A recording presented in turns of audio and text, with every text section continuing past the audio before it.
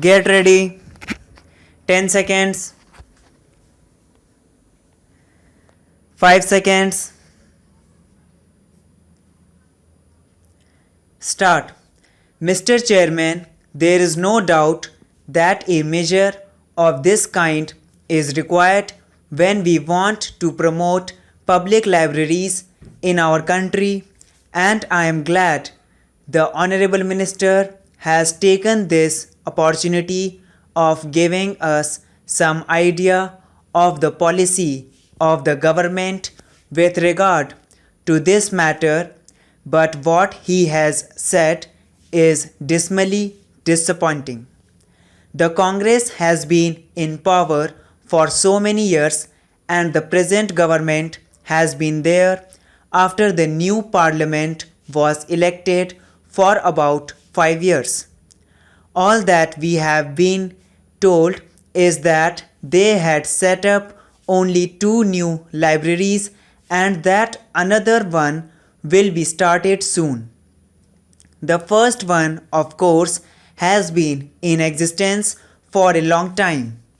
This is not a record which does credit to the government, but it only shows that insofar as the policy of promoting public libraries in this country is concerned, government has been dismally negligent in the matter and has done practically nothing to promote such libraries.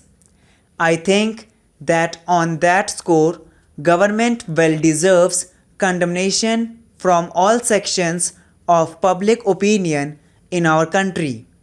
Now, do we understand that the government does not have resources for starting such libraries? I do not think that that will be the contention of the government, that it does not have the wherewithal to start such libraries. They have plenty of cash and they can certainly employ that for starting public libraries. Therefore, on that score at least, government cannot seek justification for the policy followed in this matter. Mr. Chairman, I have a feeling that there are matters which are considered to be of extremely secondary importance by the central government.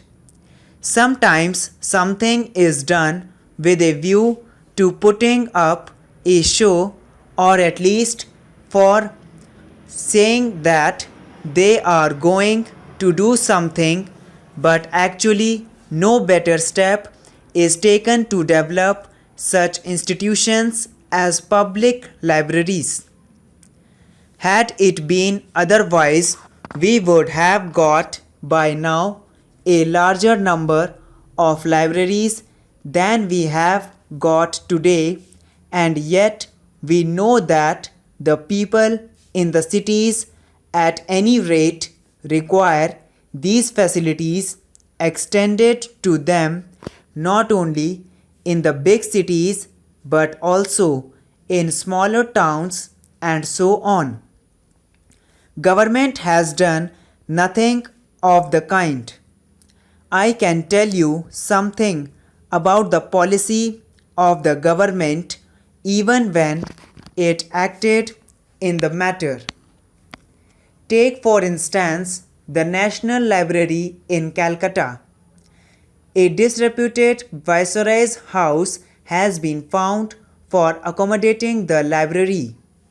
It is far away and out of place. People cannot easily go there, and unless you have a car or you are prepared to put up with a great deal of inconvenience, you cannot go there to use that library. I am not saying that that library should be shifted to some other place, but a demand has been made from all sections of public opinion in Calcutta that with a view to making the library readily accessible to the reading public, there should be better transport.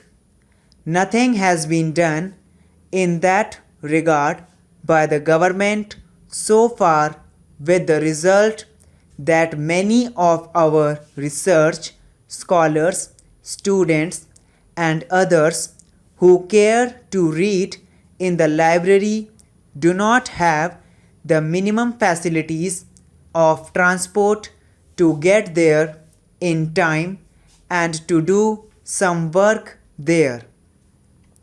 This is one example of callousness in regard to such matters. Yet it is a very simple matter which could have been remedied by improving transport facilities. Now, about other places, we find from the government statement that Madras, Bombay, and Calcutta are the three places where we will have public libraries under the aegis of the government. There are very many cities in our country, and some are very important from every angle. There are places of culture where we have got big universities, and also for other reasons the places are known for their activities which require library facilities. The government does not have any scheme. Even in the second 5-year plan, such matters have not been given due attention at all by the planners. We know that there has been a lot of cut in the allocations of funds in the second 5-year plan for education.